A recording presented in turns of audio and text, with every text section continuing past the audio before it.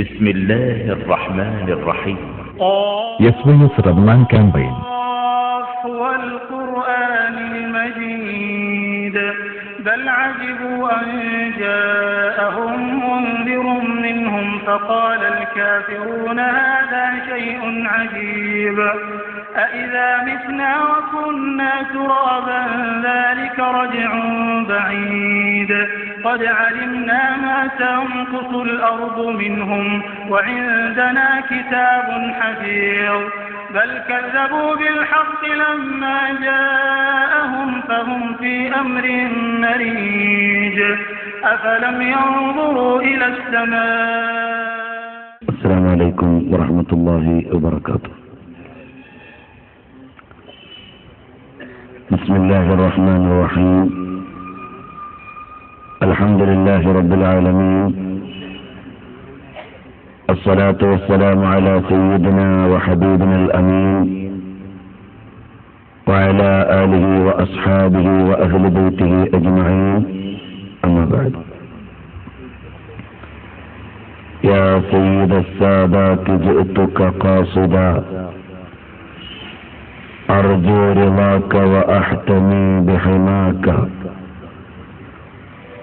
والله يا خير الخلائق إن لي قلبا مشوقا لا يروم سواك يا سيد الأبرار حبك في دمي نهر على نحو الصبابة جاري لك يا رسول الله في أعماقنا قمم من الإجلال والإكرام. സർവാദരണീയരായ സാദാത്തുക്കളെ, പണ്ഡിതന്മാരെ, ശബ്ദം ശ്രവിക്കുന്ന സഹോദരി സഹോദരന്മാരെ, അല്ലാഹുവിന്റെ അതിമഹത്തായ അനുഗ്രഹത്താൽ പരിശുദ്ധമായ റമളാൻ ശരീഫിൽ വിശുദ്ധമായ ഖുർആനിന്റെ ആശയ ആദർശങ്ങൾ വിശദീകരിച്ചുകൊണ്ടും റമളാനിന്റെ പകൽ വിജ്ഞാനപൂർണമാക്കുന്നതിനു വേണ്ടി സംഘടിപ്പിച്ചിട്ടുള്ള നമ്മുടെ ഈ സദസ്സ് അല്ലാഹു തആല നമ്മിൽ നിന്ന് സ്വീകരിക്കുമാറാകട്ടെ. ആമീൻ യാ റബ്ബൽ ആലമീൻ. നമ്മൾ തുടർന്നു വന്ന വിശുദ്ധ ഖുർആനിലെ ഖാഫ് സൂറത്തിന്റെ ആശയങ്ങൾ പോയിട്ട് ഒരു ആയത്തിന്റെ പോലും ആശയം പരിപൂർണമായി പറഞ്ഞു തീർക്കാൻ നമുക്കൊരാൾക്കും സാധ്യമല്ല. നമുക്കാർക്കും സ്വന്തമായി ഒരു വ്യാഖ്യാനവും വിശുദ്ധ ഖുർആനിനെ കുറിച്ച് പറയാൻ അവകാശമില്ല. അതുകൊണ്ട് തന്നെ മുൻഗാമികളായ മഹത്തുക്കൾ തിരുനബി സല്ലല്ലാഹു അലൈഹി വആലിഹി വഅസ്ഹാബിഹി വസല്ലമ തങ്ങളിൽ നിന്നും മഹത്തുക്കളായ സ്വഹാബത്തിൽ നിന്നും ഉദ്ധരിച്ചു വെച്ച ആശയങ്ങളും സാരങ്ങളും മാത്രമേ ആയതായി പറയാൻ നമുക്ക് അവകാശമുള്ളൂ. ആ ആശയതലത്തിന്റെ വിസ്തൃതിയിൽ നിന്നുകൊണ്ട് ആനുകാലികമായ അവതരണങ്ങളും സംവേദനങ്ങളും പരാമർശങ്ങളുമെല്ലാം ഇസ്ലാമിക പ്രചാരണത്തിന്റെയും സമകാലിക ദഅവത്തിന്റെയും ഭാഗമാണ്. ആ നിലയിലാണ് ചില ആയത്തുകളെ ഓരം പറ്റിക്കൊണ്ട് നാം ചർച്ചകളുമായി മുന്നോട്ട് പോയിട്ടുള്ളത്. എന്നാൽ ഇന്ന് നമ്മുടെ ഈ അധ്യായം അതിന്റെ പരിസമാപ്തിയിലേക്ക് എത്തിക്കേണ്ടത് നമ്മുടെ ഒരു ധർമ്മമാണ്. അതുകൊണ്ട് ആശയവിസ്തൃതമായ തലങ്ങളിലേക്ക് കടന്നുപോകാൻ നമ്മുടെ സമയവും സന്ദർഭവും മതിയാകുന്നില്ല. ഒരോട്ടപ്രദക്ഷിണത്തിലൂടെ ഇന്നലെ വരെ പറഞ്ഞതിന്റെ അനുബന്ധമായി ചില പരാമർശങ്ങൾ കൂടി ചേർത്ത് വെച്ച് വിസ്തൃതമായ ചർച്ചകളിലേക്ക് കടക്കാതെ ധൃതിയിൽ അവസാനിപ്പിക്കാൻ ഉദ്ദേശിക്കുകയാണ്. അല്ലാഹു സുബ്ഹാനഹു വ തആല അവന്റെ പരിശുദ്ധമായ ഖുർആനിന്റെ വിശാലതയും മഹത്വവും പ്രാപഞ്ചികമായ ദർപ്പണത്തിൽ നിന്ന് വായിച്ചെടുക്കേണ്ട ഇലാഹി ദർശനങ്ങളെയും വളരെ ലളിതമായി സൂചിപ്പിച്ചിട്ട് മാനവികതയുടെ സൃഷ്ടിപ്പിന്റെ മൗലികത ആരുടെ കയ്യിലാണ് എന്ന് ഉണർത്തിയിട്ട് ഇനി കടന്നു പോകുന്നത് നമ്മുടെ പരലോക ജീവിതത്തിന്റെ, നമ്മുടെ ഭൗതിക ജീവിതത്തിനപ്പുറമുള്ള കവാടങ്ങളെ നമ്മളെ ഉണർത്തുവാനും പരിശുദ്ധമായ ഖുർആനിന്റെ ഏറ്റവും പ്രധാനപ്പെട്ട ലക്ഷ്യം ജനങ്ങളെ അള്ളാഹുവിലേക്കും പരലോക ചിന്തയിലേക്കും ആത്മീയ വിചാരത്തിലേക്കും ഉണർത്തലാണ്. ആ പോയിന്റിലേക്ക് നമ്മൾ ഇന്ന് സഞ്ചരിക്കുകയാണ്. ബിസ്മില്ലാഹിർ റഹ്മാനിർ റഹീം. وقال قرينه هذا ما لدي عتيد ألقيا في جهنم كل كفار عنيد مناع للخير معتد مريب الذي جعل مع الله إلها آخر فألقياه في العذاب الشديد قال قرينه ربنا ما أطغيته ولكن كان في ضلال بعيد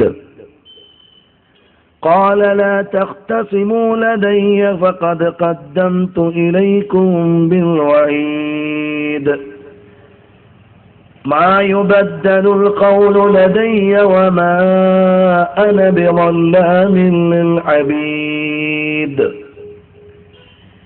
يوم نقول لجهنم هل امتلأت وتقول هل من مزيد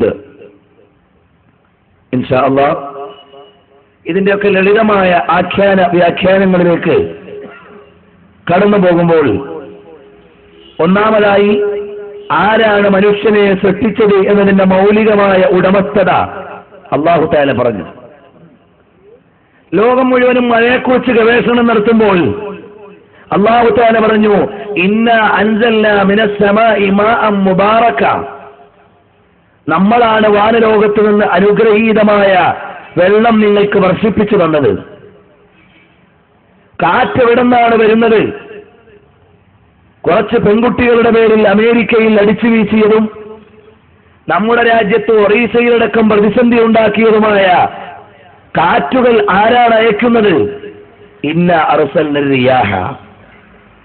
അങ്ങനെ പ്രാപഞ്ചികമായ ചലനങ്ങളുടെയും സംഭവ വികാസങ്ങളുടെയുമെല്ലാം മൗലികമായ ഉടമസ്ഥതയുടെ അധിപനായ അല്ലാഹു സുബ്ഹാനഹു വ തആല മനുഷ്യന്റെ സൃഷ്ടിപ്പും അവന്റെ നിയന്ത്രണവും എല്ലാം ഓർമ്മപ്പെടുത്തിയിട്ട് അവന്റെ ദുഷ്ചെയ്തികൾ കാരണമായി നാളെ പരലോകത്തേക്ക് അവൻ ആനയിക്കപ്പെടുന്ന അപകടകരമായ രംഗം നമ്മൾ ഓർമ്മപ്പെടുത്തി.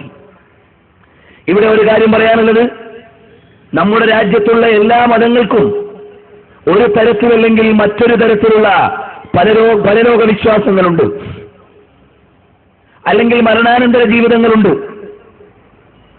ഈ ജീവിതത്തിനപ്പുറമുള്ള പരിണാമങ്ങളെക്കുറിച്ച് വാസ്വാനിയെ പോലെയുള്ള ആളുകൾ ലൈഫ് ആഫ്റ്റർ ഡെത്ത് എന്ന പേരിൽ എല്ലാ മതങ്ങളുടെയും ഇത്തരത്തിലുള്ള വിശ്വാസങ്ങളെക്കുറിച്ചുള്ള പരാമർശങ്ങൾ നടത്തിയിട്ടുണ്ട്. ഹൈന്ദവ സഹോദരങ്ങളുടെ വേദങ്ങളിൽ പുനർജന്മത്തെക്കുറിച്ചുള്ള വ്യത്യസ്തങ്ങളായ വീക്ഷണങ്ങൾ നമ്മെ പഠിപ്പിക്കുന്നുണ്ട്. അതുപോലെ വേദക്കാരായ ആളുകൾ ഏതായാലും ബിബ്ലിക്കൽ റെഫറൻസുകൾ വെച്ചുകൊണ്ട് ഇതിനപ്പുറം ഒരു ലോകത്തെ കാത്തിരിക്കുന്നുണ്ട്. എന്നാൽ ഇതിൽ നിന്നെല്ലാം വിഭിന്നമായ ഒരു വിശ്വാസക്രമമാണ് ഇസ്ലാം പരലോക വിചാരവുമായി ബന്ധപ്പെട്ട് ലോകത്തിന് സമർപ്പിക്കുന്നത്.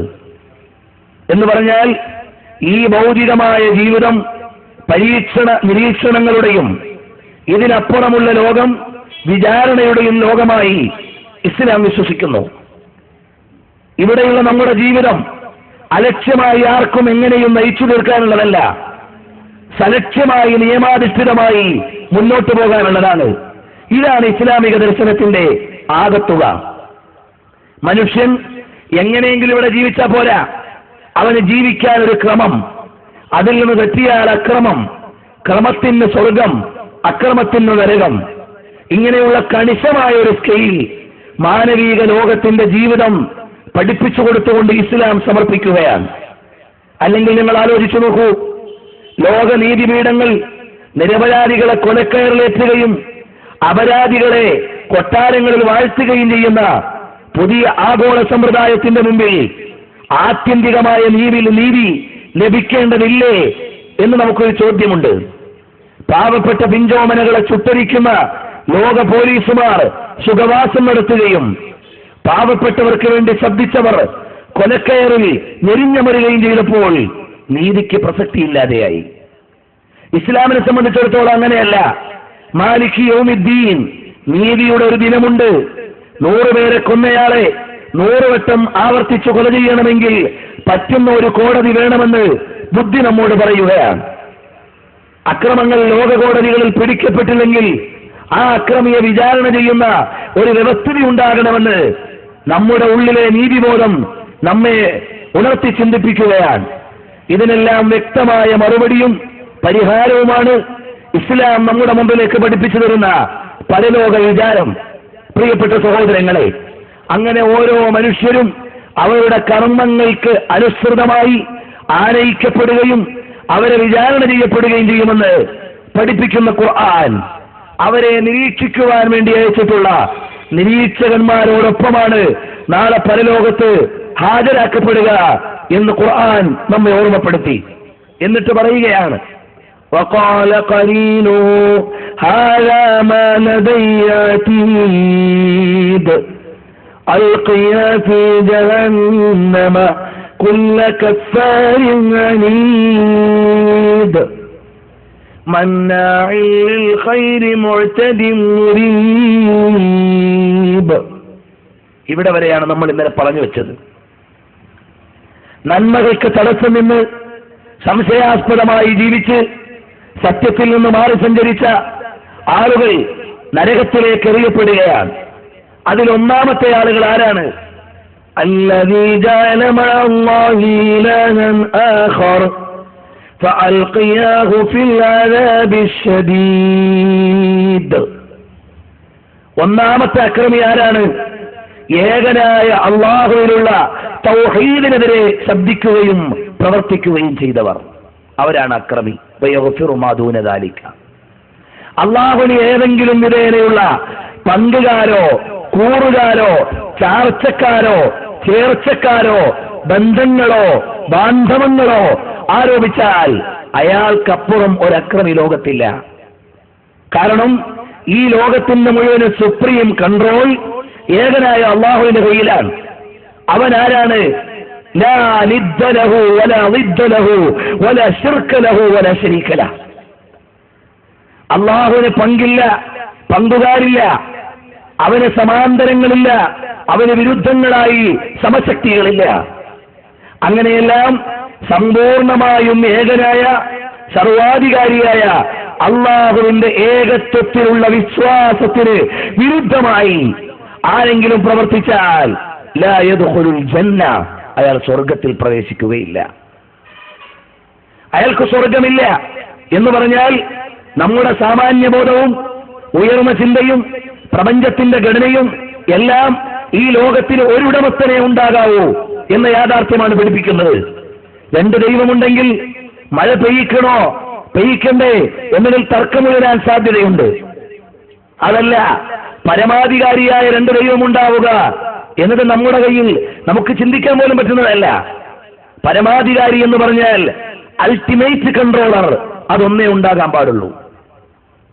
പിന്നെയുള്ള ഒരാൾ അയാളുടെ കീഴിലാകാം. നമ്മൾ രണ്ടുപേർ, ഒന്നുകിൽ മേലാളൻ അല്ലെങ്കിൽ കീഴാളൻ എന്നതിനപ്പുറം രണ്ടാളും പരമാധികാരികളാവുക എന്നത് നമ്മുടെ ബുദ്ധിക്ക് പോലും ഉൾക്കൊള്ളാൻ പറ്റാത്തതാണ്. അതുകൊണ്ട് തന്നെ ഇസ്ലാം പഠിപ്പിക്കുന്നത് ഈ ലോകത്തിന്റെ മുഴുവനും സുപ്രീം കൺട്രോൾ നിർവഹിക്കുന്ന ഏകനായ ഒരു അധിപനുണ്ട്, അവനെ നിങ്ങൾ അവനോട് പങ്കുകാരെ ചേർത്തു കൊടുത്തുകൂടാ. അങ്ങനെ ഒരാൾ ചെയ്താൽ അയാൾക്കാണ് മുശ്രിക് എന്ന് പറയുക, അഥവാ ബഹുദൈവ വിശ്വാസി. ഏകനായ അള്ളാഹുവിൽ മാത്രം വിശ്വസിക്കുന്നയാൾ അയാൾക്കാണ് മുവഹിദ് എന്ന് പറയുക, അഥവാ ഏകദൈവ വിശ്വാസി. മുശ്രിക് എന്ന് പറഞ്ഞാൽ ബഹുദൈവ വിശ്വാസി. ഇത് രണ്ടും രാവും പകലും പോലെയാണ്. അള്ളാഹുവിൽ ഒരാളെ പങ്കു ചേർക്കുക എന്ന് പറഞ്ഞാൽ അള്ളാഹുവിന്റെ അസ്തിത്വത്തിലോ ഗുണത്തിലോ പങ്കുകാരുണ്ട് എന്ന് വിശ്വസിക്കുന്നതിനാണ് ശിർക്ക് എന്ന് പറയുക. ഇഅ്തിഖാദു ശരീക്കി ഫിൽ ഇസ്ബാത്തു ശരീക്കി ഫിൽ ഉലൂഹിയ്യത്തി വഖവാസിഹാ. ദൈവികത്വത്തിലും ദൈവീകമായ ഗുണങ്ങളിലും അള്ളാഹുവിന് പുറമെ ഒരാൾ ഉണ്ട് എന്ന് വിശ്വസിച്ചാൽ അയാളുടെ വിശ്വാസം അബദ്ധമാണ്, അയാൾ നരകാവകാശിയാണ്, അയാൾ സ്വർഗത്തിന് അർഹനല്ല. അതാണ് തൗഹീദിന്റെ ആകത്തുക. എന്നാൽ പ്രിയപ്പെട്ട സഹോദരങ്ങളെ, മുസ്ലിം സമുദായത്തെ സംബന്ധിച്ചിടത്തോളം അവർക്ക് തൗഹീദ് കൂടുതൽ പഠിപ്പിച്ചു കൊടുക്കണം എന്നെനിക്ക് അഭിപ്രായമില്ല. തെറ്റു ചെയ്യുന്നവനും ഏകനായ അള്ളാഹുവിനപ്പുറം ഒരാളെ ആരാധിക്കുന്നത് ചിന്തിക്കുക പോലും ചെയ്യാൻ കഴിയാത്ത ആളുകളാണ്. എന്നാൽ ഇന്ന് ചില അഭിനവ ശക്തികൾ ഈ തൗഹീദിനെയും ശിർക്കിനെയും മാറ്റി എഴുതിയിട്ട് ഏകദൈവ വിശ്വാസികളെ ബഹുദൈവ വിശ്വാസികളാക്കുന്നുണ്ട്. അത് ഈ കാലഘട്ടം നേരിടേണ്ടി വരുന്ന ഏറ്റവും വലിയ അബദ്ധമാണ്, വളരെ സുതാര്യമാണ്. എന്റെ സാധാരണക്കാരായ ജനങ്ങൾ പഠിച്ചിരിക്കൽ അത്യാവശ്യമാണ്. ശിർക്ക് എന്ന് പറഞ്ഞാൽ ദൈവീകമായ സത്തയിലോ ദൈവീകമായ ഗുണത്തിലോ അള്ളാഹുവിന് പുറമെ ഒരാൾ ഉണ്ട് എന്ന് വിശ്വസിച്ചാൽ അയാളുടെ വിശ്വാസം അബദ്ധമാണ്, അയാൾ പിഴച്ചയാളാണ്. അല്ലാത്തടത്തോളം അള്ളാഹു സുബ്ഹാനഹു വ തആലയുടെ സത്തയിലോ ഗുണത്തിലോ പങ്കു ചേർക്കാത്ത വിധം മഹത്തുക്കളായ ആളുകളുടെ മാഹാത്മ്യങ്ങൾ പറയലോ വിശ്വസിക്കലോ അത് ബഹുദൈവ വിശ്വാസമല്ല. ഈ വിധത്തിൽ തെറ്റിദ്ധരിപ്പിക്കപ്പെടുന്ന വളരെ അപകടകരമായ പരാമർശങ്ങൾ അഭിനവ ഇസ്ലാമിസ്റ്റുകളുടെ അബദ്ധ ജടിലമായ വാദങ്ങളിൽ നിന്ന് ഈ സമുദായത്തിന്റെ ആകത്തുകയിലേക്ക് വലിച്ചെറിയാറുണ്ട്. പഠിക്കാൻ തയ്യാറാകാത്തതുകൊണ്ടുള്ള പ്രശ്നമാണ്. നാം മനസ്സിലാക്കണം, അല്ലാഹു സുബ്ഹാനഹു വ തആല അറിയുന്നവനാണ്, ഞാനും അറിയുന്നവനാണ്, നിങ്ങളും അറിയുന്നവനാണ്. അല്ലാഹു ജീവനുള്ളവനാണ്, നമുക്കും ജീവനുണ്ട്. അല്ലാഹു സുബ്ഹാനഹു വ തആല അവൻ ആളുകൾക്ക് ഔദാര്യം ചെയ്യുന്നവനാണ്, നമ്മളും ഔദാര്യം ചെയ്യുന്നവരാണ്. ഇതെല്ലാം പക്ഷേ അള്ളാഹുവിന്റെ ഔദാര്യം പോലെയല്ല നമ്മുടെ ഔദാര്യം. നമ്മുടെ ഔദാര്യം അള്ളാഹുവിൽ നിന്ന് ലഭിച്ച അനുഗ്രഹത്തിന്റെ പ്രത്യുൽപാദനമാണ്. നമ്മുടെ ജീവൻ അള്ളാഹുവിന്റെ ജീവനെ പോലെയല്ല. അവന്റെ ജീവൻ ആരെങ്കിലും കൊടുത്തതോ ആരാരെങ്കിലും എടുക്കപ്പെടുന്നതോ എവിടെയെങ്കിലും തുടങ്ങിയതോ എവിടെയെങ്കിലും ഒടുങ്ങുന്നതോ അല്ല. നമ്മുടെ ജീവൻ അങ്ങനെയല്ല. ഒരു 30, 50, 40 കൊല്ലത്തിന് മുമ്പ് നമ്മളില്ലായിരുന്നു. ഇപ്പോൾ നമ്മളുണ്ട്, നാളെ നമ്മളില്ല. താൽക്കാലികമായ നിലനിൽപ്പേ നമുക്കുള്ളൂ. അപ്പോൾ പ്രാഥമികാർത്ഥത്തിൽ അള്ളാഹു ജീവനുള്ളവനാണ്, ഞാനും ജീവനുള്ളവനാണ് എന്നൊരാൾ പറഞ്ഞാൽ അയാൾ ഇസ്ലാമിൽ നിന്ന് പുറത്തു പോകുമോ? പുറത്തു പോവുകയില്ല. കാരണം സാമാന്യബോധമുള്ള എല്ലാവർക്കും അറിയാം, എന്റെ ജീവിതം ആപേക്ഷികമാണ്, താൽക്കാലികമാണ്. അള്ളാഹുവിന്റെ ജീവൻ എന്ന് പറഞ്ഞാൽ തുടക്കമില്ലാത്തതും ഒടുക്കമില്ലാത്തതുമാണ്. സ്റ്റീഫൻ ഹോക്കിംഗ് പറഞ്ഞതുപോലെ ഈ പ്രപഞ്ചത്തിനൊരു ദൈവമുണ്ടെങ്കിൽ ആ ദൈവത്തിന് തുടക്കമുണ്ടാകാൻ പാടില്ല, ആ ദൈവം ഒടുങ്ങാനും പാടില്ല, അല്ലെങ്കിൽ ഈ പ്രജകൾ അനാഥമായി പോകും എന്ന് പറഞ്ഞ ആ യാഥാർത്ഥ്യം നമുക്ക് ചിന്തിക്കാവുന്നതും ഉൾക്കൊള്ളാവുന്നതുമാണ്. പ്രിയപ്പെട്ട സഹോദരങ്ങൾ മനസ്സിലാക്കണം, അപ്പോൾ അല്ലാഹു സുബ്ഹാനഹു വ തആല കാണുന്നവനാണ്, ഞാനും കാണുന്നവനാണ്. നിങ്ങളെ കാണുന്നു, നിങ്ങൾ എന്നെ കാണുന്നു. അള്ളാഹുവിന്റെ കാഴ്ച എന്നെപ്പോലെ റോഡ് കോൺ കോശങ്ങളും റെറ്റിനയും ഉപയോഗിച്ച് ഒരു ശാരീരിക ഉപകരണം കൊണ്ടുള്ള നോട്ടമല്ല. അള്ളാഹുവിന്റെ നോട്ടം എങ്ങനെയെന്ന് നമുക്കറിയില്ല. ഏതായാലും നമുക്ക് സൃഷ്ടിയുടെയും സ്രഷ്ടാവിന്റെയും ഗുണഗണങ്ങളെ കുറിച്ച് വ്യക്തമായും വേർതിരിച്ചറിയുന്ന സാമാന്യ ബോധത്തിലധിഷ്ഠിതമായ വിശ്വാസമാണ് നമ്മുടെ ഇടയിലുള്ളത്. അതുകൊണ്ട് തന്നെ സാമാന്യ മുസ്ലിം ലോകത്തിന് അത്തരം ഒരു ബഹുദൈവ ചിന്ത ഒരിക്കലും രൂപപ്പെടുകയില്ല. അതുകൊണ്ടാണ് മഹത്തുക്കളായ പണ്ഡിതന്മാർ അത്തരം ചർച്ചകൾക്ക് കൂടുതൽ വേദിയൊരുക്കാതിരുന്നത്. എന്നാൽ മഹാത്മാക്കളെ ആദരിക്കുകയോ അവരെക്കുറിച്ച് ആദരപൂർണമായി പെരുമാറുകയോ ചെയ്താൽ അത് ദൈവതുല്യമായി അവരെ കൽപ്പിക്കലാണ് എന്ന ആധുനിക അബദ്ധവിശ്വാസം പ്രിയപ്പെട്ടവരെ നമുക്ക് സ്വീകരിക്കാൻ പറ്റില്ല. ഉദാഹരണം ഞാൻ പറയാം. മുഹയ്യിദ്ദീൻ അബ്ദുൽ ഖാദിർ അൽ ജീലാനി ഖദ്ദസല്ലാഹു സിർറഹുൽ അസീസ് മഹാനവറുകൾ ആരാണ്? നമുക്കെല്ലാവർക്കും അറിയാം. ഒരു നാൾ ജനിച്ചു, ഒരു നാൾ മരിച്ചു. ജീവിതകാലം ധന്യമായി മുന്നോട്ട് കൊണ്ടുപോയി. ആരാധനയുടെ സമ്പൂർണമായ ജീവിതം, വിജ്ഞാനത്തിൽ നിറഞ്ഞ ജീവിതം, ഒരുപാട് ശിഷ്യന്മാർക്ക് ആത്മീയോപദേശം നൽകിയ മഹാത്മാവായ പണ്ഡിതൻ. ഇത്രയുമേ നമുക്ക് മുഹയ്യിദ്ദീൻ ശൈഖിനെ കുറിച്ച് വിശ്വാസമുള്ളൂ. അത്രയുള്ള വിശ്വാസമുള്ളൂ. അതല്ല മുഹയ്യിദ്ദീൻ ശൈഖ് റളിയല്ലാഹു അൻഹു അള്ളാഹുവിന്റെ കുടുംബക്കാരനാണെന്നോ അള്ളാഹു അറിയും പോലെ അറിയാൻ കഴിവുള്ളവരാണെന്നോ ഒരു മുസ്ലിമും ലോകത്ത് വിശ്വസിച്ചിട്ടില്ല. ഒരു മുസ്ലിമും വിശ്വസിച്ചിട്ടില്ല. അങ്ങനെ വിശ്വസിക്കുക എന്നത് നമ്മുടെ അജണ്ടയുടെ ഭാഗമല്ല. അതുകൊണ്ട് തന്നെ നമുക്ക് ആ പ്രമേയമേ ഇല്ല. എന്നാൽ ഈ മഹാത്മാവായ മുഹയ്യിദ്ദീൻ അബ്ദുൽ ഖാദിർ അൽ ജീലാനി ഖദ്ദസല്ലാഹു സിർറഹുൽ അസീസ് അവരുകളെ റോഡിന്റെ വക്കിൽ അപകടം പറ്റിയപ്പോൾ 100-ാം നമ്പറിലേക്ക് പോലീസിന് വേണ്ടി ഡയൽ ചെയ്യുന്നത് പോലെ സൃഷ്ടിയാണ്, സൃഷ്ടിപരമായ സഹായമാണ്, ദൈവമല്ല. 100 എന്ന് പറഞ്ഞാൽ അസ്മാഉൽ ഹുസ്നയുടെ എണ്ണം വിട്ട് വിളിച്ചതല്ല. ഇവിടുത്തെ പോലീസ് ഡിപ്പാർട്ട്മെന്റിലേക്ക് വിളിച്ചതാണ്. നമ്മളെ സഹായിക്കാൻ വേണ്ടി വിളിച്ചതാണ്, കൊണ്ടുപോകാൻ വേണ്ടി വിളിച്ചതാണ്, രക്ഷിക്കാൻ വേണ്ടി വിളിച്ചതാണ്. ആ വിളിക്കുമ്പോഴെല്ലാം നമുക്ക് പ്രത്യേകിച്ചൊരു വേർതിരിവിന്റെ ആവശ്യമില്ല. നമുക്കറിയാം ഇവിടെ പോലീസ് ഡിപ്പാർട്ട്മെന്റ് ഉണ്ട്, നമ്മൾ വിളിച്ചാൽ സഹായിക്കും. അങ്ങനെയൊക്കെയുള്ള വിശ്വാസത്തിൽ പോലീസിനെ ഡയൽ ചെയ്യും പോലെ ആത്മീയമായ സംരക്ഷണത്തിന്റെ തലങ്ങളിൽ ദൈവീകമായ ആരാധനയോടെ ഉന്നത തലങ്ങളിലേക്ക് എത്തിയ മഹാത്മാവിനെ യാ ഗൗസ് യാ മുഹയ്യിദ്ദീൻ എന്ന് വിളിക്കുക. അത് പോലീസിന് ഫോൺ ചെയ്യും പോലെ സൃഷ്ടിപരമായ ഒരു സഹായാർത്ഥനയാണ്. ഒന്ന് ആത്മീയമാണ്, ഒന്ന് ഭൗതികമാണ് എന്ന ഒരു വ്യത്യാസം മാത്രമേ ഉള്ളൂ. ഇത് മനസ്സിലാക്കാതെയോ മനസ്സിലായിട്ടും ഉൾക്കൊള്ളാതെയോ സമുദായത്തെ മുഴുവനും ബഹുദൈവത്വത്തിന്റെ തീച്ചൂളയിലേക്കും അവസാനം നരകത്തിന്റെ അഗ്നികുണ്ഡത്തിലേക്കും അവഗണിച്ചു തള്ളാൻ ശ്രമിക്കുന്നവർ ആശയപരമായി ബാലപാഠം അറിയാത്തവരാണ് നാം. അതുകൊണ്ട് യഥാർത്ഥ ഇസ്ലാമിക തൗഹീദിന്റെ ശരിയായ തലത്തെ പഠിച്ചില്ലെങ്കിൽ ഈ കാലഘട്ടത്തിൽ ചിലപ്പോൾ നമ്മുടെ വിശ്വാസം തന്നെ തമസ്കരിക്കപ്പെട്ടു പോകും. അതുകൊണ്ടാണ് ഇതിന്റെ ഇടയിൽ ഈ ചർച്ചയിലേക്ക് ഞാൻ നിങ്ങളെ ക്ഷണിച്ചത്. പ്രിയപ്പെട്ട സഹോദരങ്ങളെ, അതുകൊണ്ട് അല്ലാഹു സുബ്ഹാനഹു വ തആല അനുവദിച്ച ഇസ്ലാമികമായി ആധ്യാത്മജ്ഞാനമുള്ള മഹത്തുക്കളോട് സഹായം തേടൽ ഇസ്ലാമിന്റെ പരിധിയിൽപ്പെട്ടതാണ്.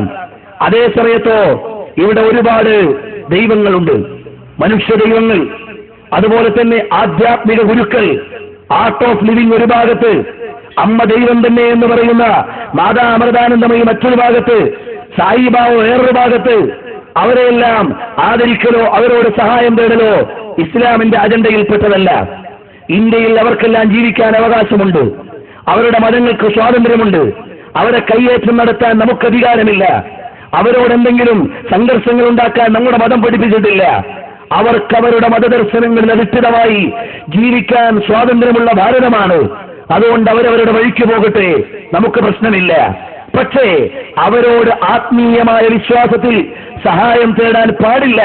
നിങ്ങൾ ലാ തത്തഖുൽ കാഫിരീന ഔലിയാ, നിങ്ങൾ സത്യനിഷേധികളായ അഥവാ ഏകനായ അള്ളാഹുവിനെ വിശ്വസിക്കാത്ത ആളുകളോട് സഹായാർത്ഥന പാടില്ല എന്ന് പരിശുദ്ധമായ ഖുർആൻ അസന്നിഗ്ധമായി പ്രഖ്യാപിച്ചതിന്റെ ഭാഗമാണ് നാം അവരോട് സഹായം തേടാത്തത്. അവരെ വിശ്വസിക്കുന്നവർ സഹായം തേടുന്നവരുണ്ടാകാം. മാതാമൃതാനന്ദമയ്യെ പോലെ, ഡബിൾ ശ്രീ രവിശങ്കറെ പോലെ ഒരുപാട് ആളുകളെ ആദരിക്കുകയും സഹായാർത്ഥന നടത്തുകയും ചെയ്യുന്നവരുണ്ട്. അങ്ങനെ ഒരു സഹായാർത്ഥന ഇസ്ലാം നമ്മെ പഠിപ്പിച്ചിട്ടില്ല. നമ്മുടെ സഹായങ്ങളും ആത്മീയമായ സഹായ മണ്ഡലങ്ങൾ മുഴുവനും ഏകനായ അള്ളാഹുവിനുള്ള വിശ്വാസത്തിൽ അധിഷ്ഠിതമാണ്. അത് വിശ്വസിച്ചവരോട് മാത്രമേ പാടുള്ളൂ. നാം പള്ളിയിൽ ആരാധന നടത്തുന്നു, ഹൈന്ദവ സഹോദരങ്ങൾ അമ്പലത്തിൽ നടത്തുന്നു, ക്രൈസ്തവർ ചർച്ചിൽ നടത്തുന്നു. നിങ്ങൾ ഓരോരുത്തരും ഓരോ മതവിശ്വാസക്കാരായതിനാൽ പരസ്പരം ആരാധനാലയ കയ്യേറ്റങ്ങൾ നടത്താൻ പാടില്ല. ഹൈന്ദവന് അവന്റെ ധർമ്മത്തെയും വിശ്വാസത്തെയും സംരക്ഷിച്ചുകൊണ്ട് അവന്റെ മതം പഠിപ്പിക്കുന്ന ആരാധന നടത്താനുള്ള വീടാണ് അമ്പലം, ക്ഷേത്രം. അതിലേക്ക് നമ്മൾ കടന്നു ചെന്നാൽ ചിലപ്പോൾ അത് അശുദ്ധമാകുമെന്ന വിശ്വാസം വരെ അവർക്ക് വെച്ചു പുലർത്താവുന്നതാണ്. അതിൽ നമുക്ക് പരാതിയില്ല. നമ്മൾ ഇസ്ലാമികമായ വിശ്വാസം വെച്ചു പുലർത്തുന്നവർ ഇസ്ലാമികമായ ചൈതന്യത്തെ ഉൾക്കൊണ്ടുകൊണ്ട് ആരാധന നടത്തേണ്ട ഗേഹമാണ് പള്ളി. അതിന്റെ നിയമങ്ങളെയും നിഷ്ഠകളെയും പാലിക്കാൻ ഹൈന്ദവ സഹോദരങ്ങൾക്ക് കഴിയില്ല. അതുകൊണ്ട് അവരിവിടെ വന്നാൽ ഇതിനോട് നീതി പുലർത്താൻ കഴിയില്ല.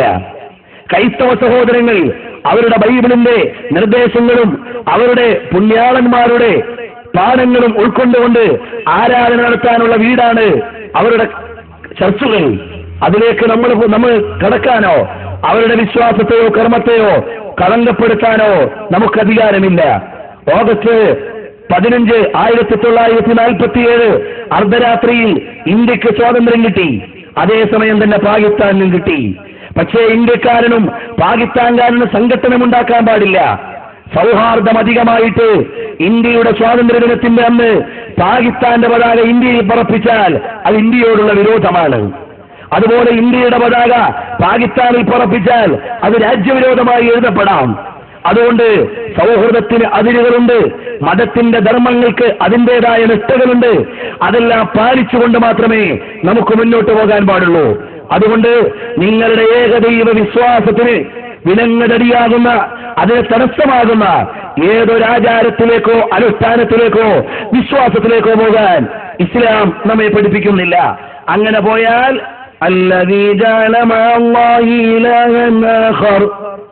അല്ലാഹു അല്ലാത്ത മറ്റൊരു ദൈവത്തെ സ്വീകരിച്ചവർ, അള്ളാഹുവിന് പങ്കുകാരുണ്ട്, അവൻ ഒരു പെരുന്തൈവമാണ്, കുട്ടി ദൈവങ്ങൾ വേറെയുണ്ട്, അവൻ ഏറ്റവും വലിയ പരമേശ്വരനാണ്, ഈശ്വരന്മാര് വേറെയുണ്ട് എന്ന് വിശ്വസിച്ചാൽ ഇസ്ലാമിക വിശ്വാസപ്രകാരം ഇസ്ലാമിന്റെ മൗലികത ഏകദൈവ വിശ്വാസമാണ്. അതിന്റെ അടിസ്ഥാനത്തിൽ പറഞ്ഞാൽ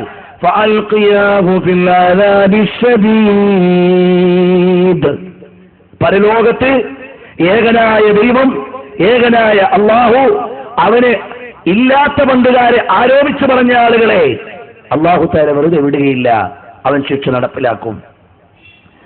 قال قرينه ربنا ما أطغيته ولكن كان في ضلال مبين. ആ സമയത്ത് നമ്മോടൊപ്പമുള്ള പൈശാചിക കൂട്ടുകാരൻ, നമ്മോടൊപ്പം സഞ്ചരിക്കുന്ന കരീൻ അഥവാ പൈശാചികമായി ബോധനം നൽകുന്നത്, അതല്ലെങ്കിൽ ഇന്നലെ നാം പറഞ്ഞതുപോലെ ഖതാദ റളിയല്ലാഹു അൻഹു പോലെയുള്ള ആളുകൾ നേരത്തെ പറഞ്ഞ ആയത്തിൽ കരീൻ എന്ന് പറഞ്ഞാൽ നമ്മുടെ കാര്യങ്ങളുടെ ഡ്യൂട്ടിയുള്ള മലക്ക് എന്ന താല്പര്യമുണ്ടായിരുന്നു. ഇവിടെ അങ്ങനെയല്ല. ഇവിടെ നമ്മുടെ പൈശാചികമായ ഭാഗം ആ കരീൻ വന്നിട്ട് പറയും, ഞാനിവരെ പ്രേരിപ്പിച്ചിട്ടില്ല, മാ അത്ഗൈതുഹു, ഞാനിവരെ തെറ്റിലേക്ക് കൊണ്ടുപോയിട്ടില്ല, വലാകിൻ കാന ഫീ ളലാലിൻ ബഈദ്, അങ്ങേയറ്റത്തെ പിഴവിലേക്ക്, അബദ്ധത്തിലേക്ക് അവരായതാണ്, ഞാനതിൽ പങ്കാളിയല്ല. അപ്പോഴാണ് അള്ളാഹുവിന്റെ മറുപടി വരുന്നു, قال لا تختصموا لدي وقد قدمت إليكم بالوعيد.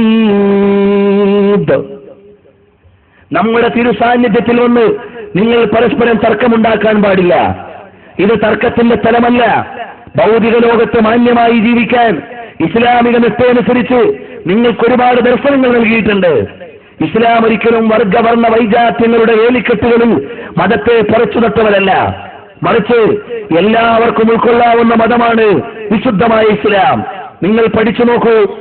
ഏകനായ പരമേശ്വരനായ അല്ലാഹു തആല, മലയാളികളുടെ ഭാഷ കടമെടുത്തു പറഞ്ഞാൽ അസ്മാഉൽ ഹുസ്നയിൽ പെട്ടതല്ല പരമേശ്വരൻ, മനസ്സിലാകാൻ വേണ്ടി പ്രയോഗിച്ചു എന്നേ ഉള്ളൂ. ഏതായാലും അങ്ങനെയുള്ള ഏകനായ അല്ലാഹുവിലുള്ള വിശ്വാസം എന്ന് പറഞ്ഞാൽ ഇവിടെയുള്ള ഏതെങ്കിലും അറബ് രാജ്യത്തുള്ള നേതാവിനെ വിശ്വസിക്കണമെന്നല്ല ഇസ്ലാം പഠിപ്പിക്കുന്നത്. അള്ളാഹു എന്ന് പറഞ്ഞാൽ അതിന്റെ അർത്ഥം എന്തേ ഉള്ളൂ? അൽ ഇലാഹ്, യഥാർത്ഥത്തിൽ ആരാധിക്കപ്പെടേണ്ടവൻ. അൽ മഅബൂദു ബിൽ ഹഖ്, യഥാർത്ഥത്തിൽ ആരാധിക്കപ്പെടേണ്ടവൻ എന്നേ അതിനർത്ഥമുള്ളൂ. അല്ലാതെ അറബികളുടെതെന്നോ മലയാളിയുടേതെന്നോ ഇന്ത്യക്കാരൻ്റെതെന്നോ ആഫ്രിക്കക്കാരൻ്റെതെന്നോ യൂറോപ്പിൻ്റെതെന്നോ പൗരത്തിൻ്റെതെന്നോ പാശ്ചാത്യൻ്റെതെന്നോ ഒരു ഡിസ്ക്രിമിനേഷൻ ഇതിലില്ല. നിങ്ങൾക്ക് ബുദ്ധിയില്ലേ? നിങ്ങളൊന്ന് ആലോചിച്ചു നോക്കൂ. നിങ്ങൾക്ക് വായു തരുന്നവൻ ആരാണ്? അവനെ ആരാധിച്ചാൽ മതി. നിങ്ങൾക്ക് ബുദ്ധിയില്ലേ? നിങ്ങൾക്ക് വെള്ളം തരുന്നവൻ ആരാണ്? അവനെ ആരാധിച്ചുകൂടൂ. നിങ്ങൾക്ക് ബുദ്ധിയില്ലേ? ഈ ഭൂമി ആരാണ് പരത്തിക്കിടത്തിയിരിക്കുന്നത്? നിങ്ങളുടെ മേശപ്പുറത്തുള്ള ഗ്ലോബ് ഭൂമിയുടെ ചിത്രമാണ്. നിങ്ങൾ നടക്കുന്ന ഭൂമി പരന്നതാണ്. നിങ്ങൾക്ക് ചിന്തിച്ചുകൂടെ? ഇതാരാണ് ഇത് സംവിധാനിച്ചത്? അങ്ങനെയുള്ള റിയൽ ഓണർ, ദ ഓൾമൈറ്റി, അവന് മാത്രമേ ആരാധിക്കാൻ പാടുള്ളൂ. ഇതാ ഇസ്ലാം പഠിപ്പിക്കുന്നത്. ഇതിന് ദേശത്തിന്റെയോ വർഗത്തിന്റെയോ വർണ്ണത്തിന്റെയോ ഒരു വൈജാത്യവും ഇല്ല. എല്ലാവർക്കും സ്വീകരിക്കാം. നിങ്ങൾക്ക് ബുദ്ധിയുണ്ട്. നിങ്ങൾ ആലോചിക്കുക, എനിക്ക് വെള്ളം തരുന്നവൻ ആരാണ്? ഇവിടെയുള്ള ഏതെങ്കിലും സെക്രട്ടറികളാണോ? അല്ല. എനിക്ക് വെള്ളം തരുന്ന ഒരു ഉടമസ്ഥനുണ്ട്. അവനെ ആരാധിക്കൽ എന്റെ ബാധ്യതയാണ്. എനിക്ക് വെളിച്ചം തരുന്നവൻ, എനിക്ക് വെള്ളം തരുന്നവൻ. അങ്ങനെ നമ്മൾ ആത്യന്തികമായി ആലോചിച്ചു ചെല്ലുമ്പോ ആരാണെന്ന് മനസ്സിലാക്കിയെത്തിയാൽ അവനെ നീ ആരോധിച്ചോളൂ. അല്ലാതെ ഇവിടെ യാതൊരു കമ്പൽഷനും ഇല്ല. ലാ ഇക്റാഹ ഫിദ്ദീൻ ഖദ് തബയ്യന റുശ്ദു മിനൽ ഗയ്. സത്യാസത്യം വിവേചനപൂർവ്വം ബുദ്ധിയുള്ളവർക്ക് സ്വീകരിക്കാവുന്ന വിധം സ്പഷ്ടമാണ്. പിന്നെ എന്തിന് തർക്കം വേണം? നിങ്ങൾ ആലോചിക്കൂ. നിങ്ങളുടെ ബുദ്ധി കൊണ്ട്, നിങ്ങളുടെ മസ്തിഷ്കം കൊണ്ട് ഈ ഭൂമിയുടെ കൺട്രോൾ ആരുടെ കയ്യിലാ? നമ്മുടെ കേരളത്തിന്റെ അറ്റ്മോസ്ഫിയറിന്റെ കൺട്രോൾ നമ്മുടെ മുഖ്യമന്ത്രിയുടെ കയ്യിലില്ല. എന്തിനു പറയണം? അയാളുടെ തലയിലെ രോമം എങ്ങനെയാകണമെന്ന് തീരുമാനിക്കാനുള്ള അധികാരം പോലും ഇല്ല. പ്രധാനമന്ത്രിക്കുമില്ല, പ്രസിഡന്റിനുമില്ല. നമ്മുടെ രാജ്യത്തിന്റെ ഒരു പൊളിറ്റിക്കൽ കൺട്രോൾ അതും അയാൾ തീരുമാനിക്കുന്നവരെ ഭരിക്കാൻ പറ്റൂല. ചിലപ്പോൾ ഇടയ്ക്ക് വെച്ച് മരിക്കേണ്ടി വരും. അത്രയൊരു കൺട്രോളേ ഉള്ളൂ ഇവിടെ എല്ലാ ഭരണാധികാരികൾക്കും. അപ്പോൾ ഇതിന്റെ എല്ലാം അപ്പുറമുള്ള മാലിക്കുൽ മുലൂക്ക്, ഭരണാധികാരികളുടെ അധിപൻ, റബ്ബുൽ അർബാബ്, ദൈവികത്വം വാദിക്കുന്നവരുടെയും അധികാരം ആരോപിക്കുന്നവരുടെയും എല്ലാവരുടെയും ഉടമസ്ഥൻ അവനാരാണ്? അവനെ മാത്രമേ ആരാധിച്ചുകൂടൂ. അതാണ് ഇസ്ലാമിന്റെ നിയമം. എത്ര സാർവജനീനമാണ്! യൂണിവേഴ്സാലിറ്റിയുള്ള വിശ്വാസമാണ്. എത്ര സാർവജനീനം! ആർക്കും സ്വീകരിക്കാവുന്ന, ഏത് മനുഷ്യനും ഉൾക്കൊള്ളാവുന്ന ദൃഷ്ടാന്തം. നിങ്ങൾ നോക്കൂ, പരിശുദ്ധമായ ഖുർആൻ അത് അറബികൾക്ക് മാത്രമുള്ളതല്ല. ഹുദൻ ലിന്നാസി വബയ്യിനാത്തുൻ മിനൽ ഹുദാ, മാനവിക ലോകത്തിന് മുഴുവനും മാർഗദർശനം. ഖുർആൻ വിലക്കിയ ഏതെങ്കിലും ഒരു സാധനം മനുഷ്യന് ഗുണമുള്ളതാണെന്ന് മനുഷ്യന് പറയാൻ പറ്റുമോ? ഖുർആൻ പഠിപ്പിക്കുന്നു, നിങ്ങൾക്ക് അല്ലാഹു തആല ഹലാലാക്കി തന്നു എത്രയാ. ഇൻ തഅദ്ദു നിഅമത്തല്ലാഹി ലാ തുഹ്സുഹാ. അല്ലാഹു ഹലാലാക്കിയ വെള്ളത്തിനൊരു കയ്യും കണക്കുമില്ല. ഒരുപാട് എണ്ണം വെള്ളമുണ്ട്. ആ വെള്ളം എല്ലാം ഹലാലാക്കി. പക്ഷേ ഒരു വെള്ളം മാത്രം ഹറാമാക്കി. ഇന്നമൽ ഖംറു വൽ മൈസിറു വൽ അൻസാബു വൽ അസ്ലാം. ഒരു വെള്ളം അടിസ്ഥാനപരമായി പറഞ്ഞാൽ ഒന്നേ ഉള്ളൂ. വിസ്കി ആയാലും ബ്രാൻഡി ആയാലും 3X ആയാലും റം ആയാലും പട്ടച്ചാരായാലും എല്ലാം അടിസ്ഥാനപരമായി ഒന്നാണ്. ആ ഒറ്റ സാധനം നിങ്ങൾക്ക് ഹറാമാക്കി. എന്തിന്? മറ്റു അനുവദിക്കപ്പെട്ടതിന്റെ മൂല്യമറിയാൻ. ഖുർആൻ വിലക്കി ഈ കള്ള് നല്ലതാണെന്ന് പറയാൻ ഇവിടെ ഏതെങ്കിലും വൈദ്യശാസ്ത്രജ്ഞന്മാർക്ക് പറ്റുമോ? ഇല്ല. നമ്മുടെ ഗവൺമെന്റ് നോക്കുമ്പോഴും മാവേലി സ്റ്റോർ കൂടെ തുടങ്ങിയാൽ കിട്ടാത്ത ലാഭം ബീവറേജ് ഷോപ്പ് തുടങ്ങിയാൽ കിട്ടും. അതുകൊണ്ട് പൈസ ഉണ്ടാക്കുന്നു. അങ്ങനെ ഉണ്ടെന്നല്ലാതെ ഇവിടെയുള്ള ഏതെങ്കിലും സർക്കാരുകൾക്കോ അല്ലെങ്കിൽ വ്യവസ്ഥിതികൾക്കോ അത് അനുവദിക്കപ്പെട്ടതാണെന്ന് പറയാൻ പറ്റുമോ? പറ്റൂല. നമ്മുടെ രാജ്യം സംയമനം പാലിക്കുന്നതും ചിട്ടയോടെ വരി നിൽക്കുന്നതും കാണാൻ കഴിയുന്നത് അത്തരം ഷോപ്പുകളുടെ മുമ്പിൽ മാത്രമാണ്. വേറെ എവിടെ അത്ര ചിട്ട കാണാൻ പറ്റൂല. അപ്പൊ ഈ രൂപത്തിൽ കോടികൾ കുടിച്ചു തുലക്കപ്പെടുമ്പോഴും ഇസ്ലാം നിരോധിച്ച പാനീയം ശരീരത്തിന് ആരോഗ്യകരമാണെന്ന് പറയാൻ എന്നല്ല, ചുവന്ന അക്ഷരത്തിൽ ഹാനികരമാണെന്ന് എഴുതിയതിന്റെ താഴെയാണ് ഇന്നലെ പോയി കിളച്ചുണ്ടാക്കിയ 300 രൂപയും കൊണ്ട് ഗ്രാമീണൻ ഇത് വാങ്ങാൻ നിൽക്കുന്നത്. എന്തൊരു വിരോധാഭാസം! അപ്പൊ ഇസ്ലാമിന് വിലക്കിയത് തെറ്റാണോ? അല്ല.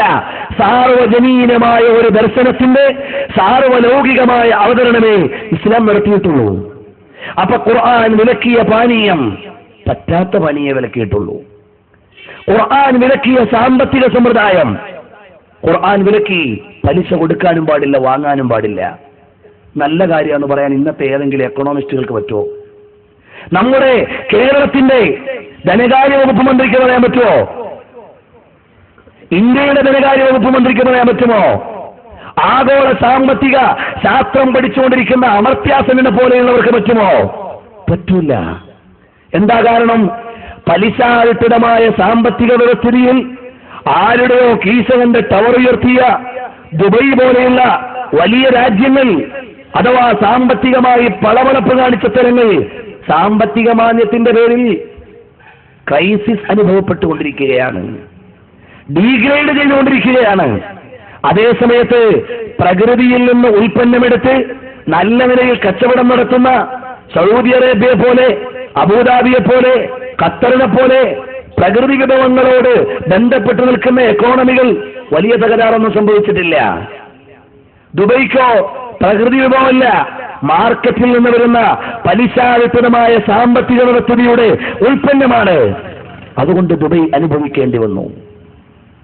അതുപോലുള്ള രാജ്യങ്ങൾ അനുഭവിച്ചു, പാശ്ചാത്യ രാജ്യങ്ങൾ അനുഭവിച്ചു.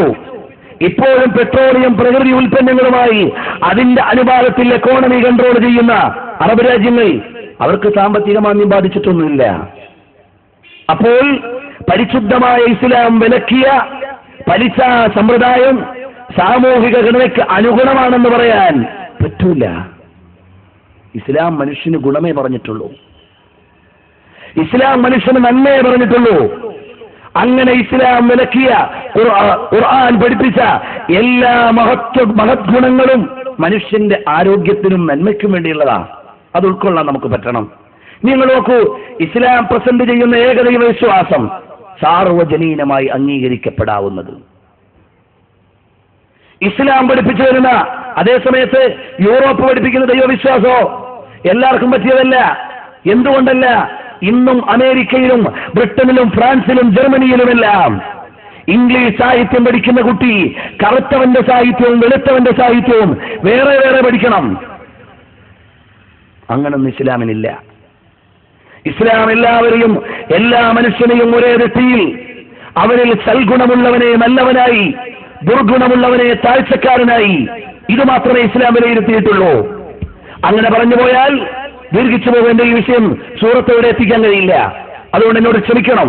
ഇസ്ലാം ലോകത്തിന്റെ മുമ്പിൽ സമർപ്പിക്കുന്ന മുഹമ്മദ് മുസ്തഫ സല്ലല്ലാഹു അലൈഹി വസല്ലം തങ്ങൾ, അവിടുത്തെ പേര് തന്നെ നോക്ക്, ഒരു പ്രദേശത്തിന്റെ ഈ ലിമിറ്റിൽ നിർത്താൻ പറ്റുന്നതല്ല. മുഹമ്മദുൻ വ മഹ്മൂദുൻ, തുത്യർഹരായ ആൾ, സൽഗുണസമ്പൂർണതയുടെ പേര്. എത്ര സാർവജനീനമാണ് ആ പേര്. ഇനിയോ ആ പ്രവാചകരെ ഖുർആൻ പരിചയപ്പെടുത്തുന്നതോ അറബ് രാജ്യത്തെ ജനങ്ങൾക്ക് വെളിച്ചം വീശാനെന്നല്ല, വമാ അർസൽനാക ഇല്ലാ റഹ്മത്തൻ ലിൽ ആലമീൻ, പ്രപഞ്ചത്തിന് മുഴുവൻ കാരുണ്യം, മാനവർക്കെന്നല്ല, ഭൂതവർഗത്തിനെന്നല്ല, സസ്യവർഗത്തിനെന്നല്ല, ലതാദികൾക്കെന്ന് മാത്രമല്ല, എല്ലാത്തിനും കരുണയുടെ വർഷം കൊടുക്കുന്ന നേതാവ്. ഇതിലപ്പുറം പിന്നൊരു മതത്തിന്റെ സാർവജനീന ഭാവം എവിടുന്നാ വരേണ്ടത്? അവ ചുരുക്കി പറഞ്ഞാൽ, ഇസ്ലാം പറയുന്ന വിശ്വാസക്രമങ്ങളെല്ലാം മാനവികതയുടെ അടിത്തറയിൽ വ്യാപിച്ചു കിടക്കുന്ന മാനുഷികതയുടെ ആകത്തുകയെ പരിഗണിച്ചുകൊണ്ടാണ്. ഇനി ഇസ്ലാമിന്റെ ആരാധനകൾ നോക്കൂ. 2 മിനിറ്റ് കൊണ്ട് ഞാനങ്ങ് പറഞ്ഞു പോകാം. ഇസ്ലാമിന്റെ നിസ്കാരം ഈമാനോടെ ഒരാൾ നിർവഹിച്ചാൽ സ്വർഗം കിട്ടും, സ്വർഗത്തിന്റെ താക്കോലാണ്. ഈമാനില്ലാതെ ഒരാൾ നിസ്കരിച്ചാൽ അയാൾക്ക് വ്യായാമം കിട്ടും, ഒരു നഷ്ടവും വരാനില്ല. വ്രതാനുഷ്ഠാനം ഈമാനോടെ ഒരാൾ നിർവഹിച്ചാൽ ബാബുഹു അർ-റയ്യാൻ, അയാൾക്കുള്ള കവാടം സ്വർഗത്തിൽ റയ്യാൻ എന്ന കവാടം, സ്വർഗവാസിയാണ്. ഈമാനില്ലാത്ത ഒരാൾ നോമ്പനുഷ്ഠിച്ചാലോ ആരോഗ്യപരമായി ഒരുപാട് ഗുണമുണ്ട്. അതനുഷ്ഠിക്കുന്ന ആളുകൾ നമ്മുടെ ആദ്യത്തെ ദിവസത്തെ സദസ്സിലും മറ്റും ഇവിടെ വന്നിരുന്നു. ഇസ്ലാം പറയുന്ന സക്കാത്ത് സമ്പ്രദായം, അത് കൊടുത്താൽ നാളെ അവൻ സ്വർഗം കിട്ടും. വലി സക്കാത്തി ഫായിലൂൻ, അവിടുന്ന് സക്കാത്ത് നിർവഹിക്കുന്ന ആളുകളാണ്. ഉലൈക ഹുമുൽ വാരിസൂന ഹഖ, അവർ സ്വർഗം ലഭിക്കുന്നവരാണ്. ഇനി ഒരാൾ വിശ്വാസമില്ല, ഇസ്ലാമില്ലാത്ത ഒരു രാജ്യം, അവിടെ ഇസ്ലാമിന്റെ സക്കാത്ത് വ്യവസ്ഥിതിയെടുത്ത് നടപ്പിലാക്കിയാലോ ദാരിദ്ര്യം നിർമ്മാർജ്ജനം ചെയ്യപ്പെടും. ആ രാജ്യം സാമ്പത്തികമായി സന്തുലിതാവസ്ഥയിലേക്ക് എത്തും. എത്ര പ്രൗഢമായ കർമ്മം!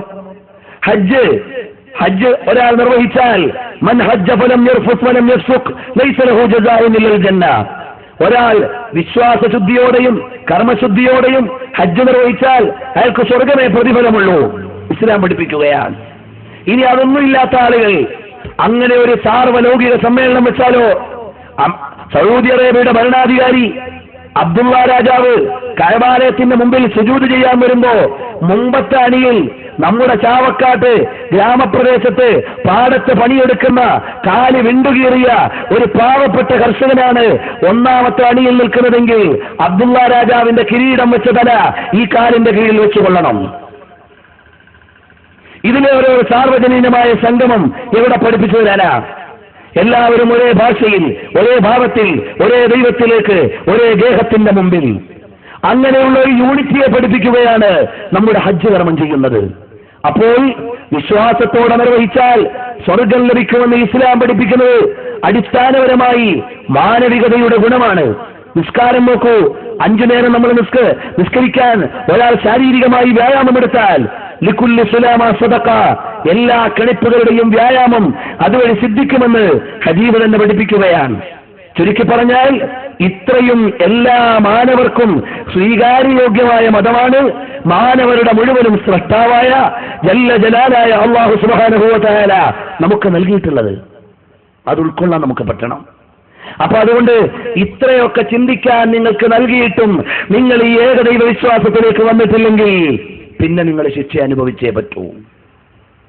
അതാണ് ഖുർആൻ പറയുന്നത്. നിങ്ങൾ പോയിക്കോളൂ. അല്ലാഹു സുബ്ഹാനഹു വ തആല പറയുന്നു, قال لا تختصموا لدي وقد قدمت إليكم بالوعيد. ഇവിടെ നിങ്ങൾ തർക്കിക്കാൻ നിൽക്കരുത്. തർക്കത്തിന്റെ ലോകമൊക്കെ കഴിഞ്ഞു. നിങ്ങളോട് മുൻകൂട്ടി നമ്മൾ പറഞ്ഞിട്ടുണ്ട്, മര്യാദക്ക് ജീവിച്ചാൽ സ്വർഗം, അപമര്യാദയാണെങ്കിൽ അപകടം. ഇസ്ലാം പറഞ്ഞിട്ടുണ്ട്, നമ്മൾ പറഞ്ഞിട്ടുണ്ട്. നമ്മൾ മറച്ചു വെച്ചിട്ട് നിങ്ങളെ ശിക്ഷിക്കാൻ വന്നല്ല. എന്നിട്ട് അല്ലാഹു പറയാണ്, മാ യുബദ്ദലുൽ ഖൗലു ലദയ്യ വമാ അന ബിളല്ലാമിൻ ലിൽ അബീദ്. നമ്മൾ വാക്കുമാറുന്നവരല്ല. സൽക്കർമ്മങ്ങൾ ചെയ്തവർക്ക് സ്വർഗം കൊടുക്കും, നമ്മൾ വാഗ്ദത്തം ചെയ്തതാണ്. ദുഷ്കർമ്മികൾക്ക് നരകമുണ്ട്, നമ്മൾ മുന്നറിയിപ്പ് നൽകിയതാണ്. അതുകൊണ്ട് അതിൽ നിന്ന് നമ്മൾ മാറുകയില്ല. യൗമ നഖൂലു ലിജഹന്നമ ഹലിം തലതി വതഖൂലു ഹൽ മിൻ മസീദ്. നരകത്തിലേക്ക് നരകാവകാശികളെ, അബദ്ധവിശ്വാസികളെ, ദുഷ്കർമ്മികളെ, തെറ്റുകാരെ നരകാഗ്നിയിലേക്ക് വലിച്ചിട്ടിട്ട് അല്ലാഹു തആല ചോദിക്കും, അല്ലയോ നരകമേ, ഹലിം തലതി, നിനക്ക് മതിയായോ, നിന്റെ പള്ള നിറഞ്ഞോ എന്ന് അല്ലാഹു തആല ചോദിക്കും. വതഖൂലു ഹൽ മിൻ മസീദ്. അപ്പൊ നരകത്തിന്റെ ചോദ്യം, ഇനിയുണ്ടോ, കുറച്ചുകൂടെ കിട്ടിയാൽ കൊള്ളാം. ഇത് നിസ്സാരമായി വിലയിരുത്തേണ്ടതല്ല. ബഹുമാനപ്പെട്ട ഇബ്നു റജബ് അൽ ഹംബലി റളിയല്ലാഹു അൻഹു അത്തഖ്ലീഫ് മിനന്നാർ എന്ന പ്രൗഢമായ ഒരു രചന നടത്തിയിട്ടുണ്ട്. നരകാഗ്നിയെ പേടിച്ചുകൊണ്ട് കരഞ്ഞ ആളുകൾ നബി സല്ലല്ലാഹു അലൈഹി വസല്ലം പറയുകയാണ്, ഒരിക്കൽ നബി സല്ലല്ലാഹു അലൈഹി വസല്ലം തിരുസവിധത്തിൽ വന്നു, നരകത്തെക്കുറിച്ച് പറഞ്ഞുകൊണ്ടിരിക്കുകയാണ്. അതിന്റെ ഗൗരവവും ഭീതിജനകമായ രംഗങ്ങളും കേട്ട് അയാൾ ഏങ്ങലടിയോടെ നിലത്തേക്ക് വീണു.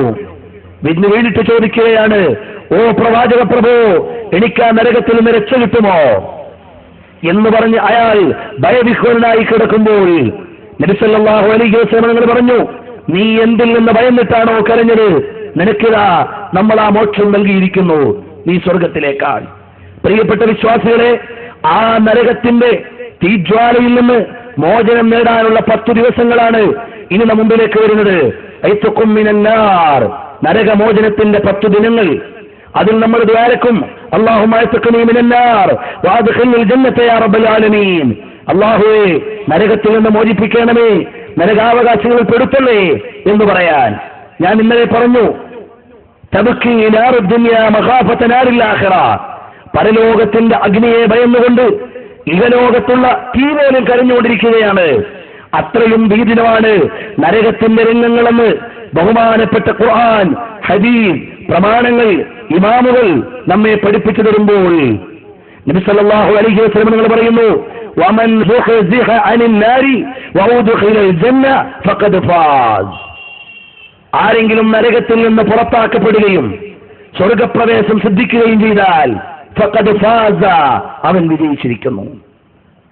അപ്പൊ നമ്മള് വിശ്വാസികളായ ആളുകൾ എത്ര പണക്കാരനാണെങ്കിലും അധികാരിയാണെങ്കിലും മേലാളനാണെങ്കിലും മുതലാളിയാണെങ്കിലും എല്ലാം എന്റെ ഈ കർമ്മം കൊണ്ട് എനിക്ക് നരകമാണോ കിട്ടുക സ്വർഗമാണോ കിട്ടുക എന്ന് ചിന്തിച്ചിട്ട് വേണം ചെയ്യാൻ.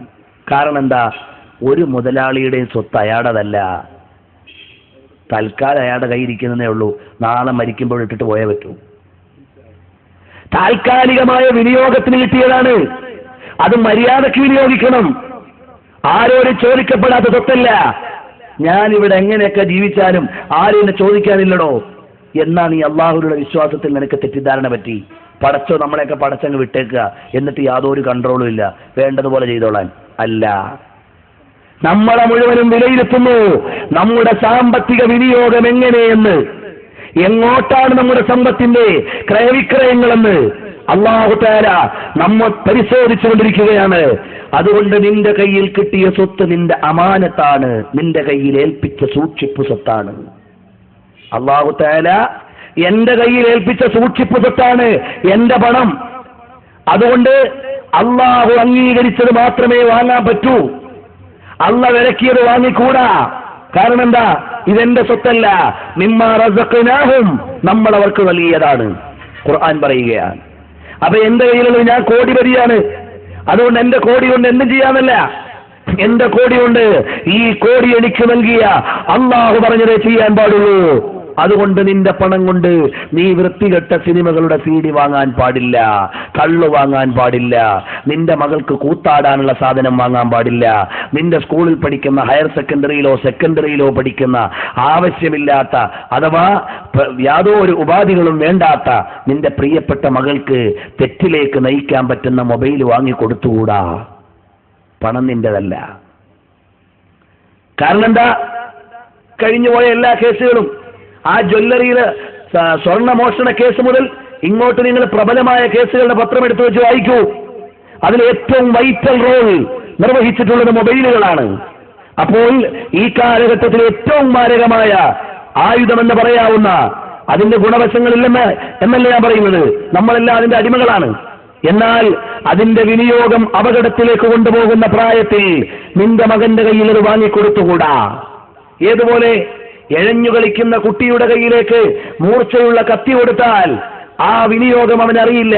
ചിലപ്പോൾ അവൻ തന്നെ കുത്തി മരിച്ചു പോകാനിടയുണ്ട്, കയ്യിൽ തട്ടി മുറിഞ്ഞു പോകാനിടയുണ്ട്. ആ കുട്ടിക്ക് കൊടുത്തുകൂടാത്തതുപോലെ പക്വതയും പ്രായവും നിഷ്ഠയുമില്ലാത്ത കുട്ടിയുടെ കയ്യിൽ നീ അത് വാങ്ങിക്കൊടുത്താൽ അതുകൊണ്ട് മാത്രം അവൻ ചിലപ്പോൾ നരകത്തിപ്പോയേക്കാം. ചെയ്തുകൂടാ. പണം നിന്റെതല്ല. ഇസ്ലാമിന്റെ കാഴ്ചപ്പാട് അങ്ങനെയാണ്. ഇത് നിങ്ങൾക്ക് ലോകം തിരിയത്തില്ലെന്ന് പറഞ്ഞാൽ ഒരു പ്രശ്നം ഇവിടെ വരാൻ പോകുന്നില്ല. കാരണം ധർമാധിഷ്ഠിതമായ ലോകത്തിന്റെ അടിക്കല്ലുകളെ ചവിട്ടിയിളക്കിയിട്ടാണ് മോഡേൺ ഡെവലപ്മെന്റുകൾ മേലോട്ട് പോകുന്നത്. അതുകൊണ്ട് നമുക്ക് ധർമ്മത്തിന് വേണ്ടി ശ്രദ്ധിക്കാനാണ് ഖുർആൻ. അപ്പോൾ ഞാൻ പറഞ്ഞു വരുന്നത്, നമ്മൾ നരകത്തിലേക്ക് നയിക്കപ്പെടാവുന്ന ഒരു വഴിയും നമ്മൾ ഉണ്ടാകാൻ പാടില്ല. നല്ല ഒന്നാം തരം ബ്ലൂ ഫിലിമുകളുടെ CD വാങ്ങി വീട്ടിൽ കൊണ്ടിട്ടിട്ട് വാപ്പയും ഉമ്മയും സ്വന്തമായി കറങ്ങാൻ പോയാൽ കൗമാരപ്രായത്തിലുള്ള കുട്ടികൾ അതെടുത്തിട്ട് കണ്ട് അവരുടെ ജീവിതം തുലച്ചതിന്റെ എത്ര ഉദാഹരണങ്ങൾ. നിങ്ങൾ എന്തിനു വേണ്ടി അത് വാങ്ങി? അള്ളാഹു ചോദിക്കും, ഞാൻ തന്ന പൈസ അപ്പുറത്ത് കണ്ടില്ലേ ഒരു നേരത്തെ ഭക്ഷണത്തിന് വകുപ്പില്ലാത്ത ഒരാൾ തെണ്ടി നടക്കുന്നത്, അപ്പോൾ നിനക്ക് തന്ന പണം കൊണ്ട് നീ തോന്നിവാസം കാണിച്ചു. നിങ്ങൾ വിചാരിക്കുന്നുണ്ടോ വെറുതെ വിടുമെന്ന്? ഇല്ല. അതാണ് ഖലീഫ മൻസൂറിന്റെ കാലത്ത് പാവപ്പെട്ടൊരുമ്മ ഒരു പ്രദേശത്ത് പോയി ഒരു കുടിലുണ്ടാക്കി. പിന്നീട് അവരൊരു ടെക്നോസിറ്റി ഉണ്ടാക്കാൻ, അഥവാ രാജാവിന്റെ കൊട്ടാരം ഉണ്ടാക്കാൻ തീരുമാനിച്ചു. അങ്ങനെ പോയപ്പോൾ രാജാവ് കൊട്ടാരമൊക്കെ ഉണ്ടാക്കി ഇങ്ങനെ നടന്നു നോക്കുമ്പോൾ അതിന്റെ മുമ്പിൽ കൊച്ചൊരു കൂര. ഇത് നമ്മുടെ കൊട്ടാരത്തിന് പറ്റിയതല്ല, അതുകൊണ്ട് ഈ കൂര അങ്ങ് തട്ടിക്കളയണം. ഈ പാവപ്പെട്ട വയോവൃദ്ധ രാവിലെ എവിടെയോ പണിക്ക് പോയതാണ്. കൂര അടച്ചിട്ട്, കഞ്ഞി വെക്കുന്ന പാത്രവും അടച്ചിട്ട്, കിടക്കുന്ന തടുക്കുമെടുത്തു വെച്ച് പുറത്തുപോയതാണ്. തിരിച്ചു വന്നപ്പോ കൂരയില്ല. ഈമാനുള്ള ഉമ്മ ഒരൊറ്റ വിളിയാണ്, പടച്ചോനെ നീ എന്റെ ഉടമസ്ഥനല്ലേ, നീ എന്റെ ഉടമസ്ഥനല്ലേ, അൻത റബ്ബി, അല്ലാ നീ എന്റെ ഉടമസ്ഥനല്ലേ, നിന്നെ ഏൽപ്പിച്ചിട്ടാ ഞാൻ പോയെ, നീ എന്താ കാണിച്ചത്? അള്ളാനോട് ചോദിക്കുക. ആ ഒരൊറ്റ പ്രാർത്ഥന കൊണ്ട് കൊട്ടാരവും അതിലുള്ള ആളുകളും ഒന്നാകെ നശിപ്പിക്കപ്പെട്ടതായി ആത്മജ്ഞാനികളായ പണ്ഡിതന്മാർ എഴുതി വെച്ചിട്ടുണ്ട്. പ്രിയപ്പെട്ടവരെ, അപ്പൊ ഇതുപോലെ അല്ലാഹു സുബ്ഹാനഹു വ തആല നമ്മുടെ കയ്യിലേക്ക് തന്ന സ്വത്തുക്കൾ, മുതലാളിമാരുടെ സ്വത്തിൽ നല്ലൊരു അവകാശം പാവപ്പെട്ടവർക്കുണ്ട്. സക്കാത്ത് മാത്രമല്ല, അല്ലാതെയുമുണ്ട്. സക്കാത്തോ അതിന്റെ അനുപാതത്തിനനുസരിച്ച് വേണ്ടവർക്ക് കൊടുക്കണം, വേണ്ടതുപോലെ കൊടുക്കണം, വേണ്ടപ്പോൾ കൊടുക്കണം. കച്ചവടക്കാരന്റെ സക്കാത്ത് റമദാനിലെ ഒരു സഞ്ചി ചില്ലറയല്ല, വീട്ടിൽ വരുന്നവർക്കുള്ള 10 രൂപ നോട്ടല്ല. കച്ചവടക്കാരൻ അവന്റെ കച്ചവടം തുടങ്ങി 1 വർഷം തികയുമ്പോൾ ആ വർഷം തികഞ്ഞപ്പോ കണക്കെടുത്തിട്ട് അതിന്റെ ശതമാനം നീ സക്കാത്ത് കൊടുക്കണം. ചിലപ്പോൾ റമദാനിലാകാം, ചൊവ്വാലിലാകാം, ദുൽഖഅദിലാകാം, ദുൽഹജ്ജിലാകാം, എപ്പോഴാണെങ്കിലും. പണം കരുതി വെക്കുന്നവൻ അവന്റെ പണത്തിന്റെ നിക്ഷേപത്തിന്റെ 1 കൊല്ലം തികയുമ്പോൾ അവൻ സക്കാത്ത് കൊടുക്കണം. സക്കാത്ത് കൊടുക്കേണ്ടത് ആർക്ക്? ഫുഖറാക്കൾക്ക്, മിസ്കീന്മാർക്ക്, കടം കൊണ്ട് വലഞ്ഞവർക്ക്, ഇസ്ലാം ആശ്രയിച്ചവർക്ക്, അങ്ങനെയുള്ള അവകാശികൾക്കാണ് സക്കാത്ത് കൊടുക്കേണ്ടത്. ഇന്ന് പല സംഘടനകളും 8 വിഭാഗവും ഞങ്ങളുടെ കയ്യിലുണ്ട്, ഞങ്ങളെ ഏൽപ്പിച്ചാൽ സംഘടന വളർത്തിക്കോളാം എന്ന് പറഞ്ഞ് സക്കാത്ത് വാങ്ങുന്ന ആളുകളുണ്ട്. അങ്ങനെ സക്കാത്ത് കൊടുത്താൽ വീടൂല. പ്രമാണങ്ങളുടെ മുമ്പിൽ വെച്ചുകൊണ്ട് ഞാൻ പറയുകയാണ്, ഇമാം അൻ-നവവി റഹ്മത്തുള്ളാഹി അലൈഹി ശറഹുൽ മുഹദ്ദബിൽ ഈ വിഷയവുമായി ആധികാരികമായ ചർച്ച നടത്തിയിട്ടുണ്ട്. നമ്മുടെ രാജ്യത്ത് സെക്കുലറിസ്റ്റ് ഗവൺമെന്റ് ഉള്ള രാജ്യമാണ്. ഈ രാജ്യത്ത് നമ്മുടെ സക്കാത്ത് വാങ്ങാൻ അവകാശമുള്ള 1 സെല്ലും 1 മഹല്ലും 1 കമ്മിറ്റിയും ഇല്ല. ഇസ്ലാമിക രാജ്യത്തുണ്ട്. ഇത് ഇസ്ലാമിക രാജ്യമല്ല, ഇത് മതേതരത്വ രാജ്യമാണ്. ഇവിടുത്തെ മഹല്ല് കമ്മിറ്റിക്ക് ഇസ്ലാമിക നിയമം, ജുഡീഷ്യൽ നിയമം നടപ്പിലാക്കാൻ അധികാരമുണ്ടോ? അധികാരമില്ല. കട്ടവന്റെ കൈമുറിക്കണം ഇസ്ലാമിക രാജ്യത്ത് കോടതിയിൽ. മഹല്ല് കമ്മിറ്റിക്കാര് പ്രസിഡന്റ് കൈമുറിക്കാൻ ഇറങ്ങിയാൽ പ്രസിഡന്റിന്റെ കഴുത്ത് മുറിക്കപ്പെടും. അതാണ് ഇവിടുത്തെ നിയമം. അത്രയുള്ള ഇവിടുത്തെ അധികാരം. അപ്പൊ സക്കാത്തിന്റെ മേഖലയിൽ മാത്രം നിസ്കരിക്കാത്തവൻ ളുഹർ നിസ്കാരം അസറിന്റെ വക്കത്ത് 20 വരെയും അവൻ നിസ്കരിക്കുന്നത് കണ്ടില്ല, അവന്റെ രക്തത്തിന് വിലയില്ല ഇസ്ലാമിക കോടതിയിൽ, അവൻ കൊല്ലപ്പെടണം. സെക്രട്ടറി ഇറങ്ങിയാലോ ചിലപ്പോൾ സെക്രട്ടറി നിസ്കരിക്കാത്ത ആളായിരിക്കും, ആദ്യം കമ്മിറ്റിക്കാർ മുഴുവൻ കൊല്ലേണ്ടി വരും. ഇങ്ങനെയുള്ള രാജ്യത്ത് ഇസ്ലാമിക നിയമങ്ങൾ, അതിന്റെ ജുഡീഷ്യൽ നിയമങ്ങൾ, അതിന്റെ ഭരണഘടനാപരമായ അല്ലെങ്കിൽ ഭരണകൂടവുമായി ബന്ധപ്പെട്ട വിഷയങ്ങൾ നടപ്പിലാക്കാൻ ഇവിടെ സാഹചര്യമില്ല. അതുകൊണ്ട് നമ്മൾ എന്ത് വേണം? അത്തരം കാര്യങ്ങൾ അത്തരം രാജ്യങ്ങളിൽ എങ്ങനെ അനുഷ്ഠിക്കണമെന്ന് ഇസ്ലാം പഠിപ്പിക്കുന്നുണ്ട്. മുതലാളി അവന്റെ സക്കാത്ത് നേരിട്ട് കൊടുക്കുകയോ കൃത്യമായി ഒരാളെ ഏൽപ്പിക്കുകയോ അയാൾ മറ്റൊരാളെ പിന്നീട് ഏൽപ്പിക്കാതെ അയാൾ നേരിട്ട് നിർവഹിക്കുകയോ ചെയ്യുക എന്ന സമ്പ്രദായമേ ഇസ്ലാമിലുള്ളൂ.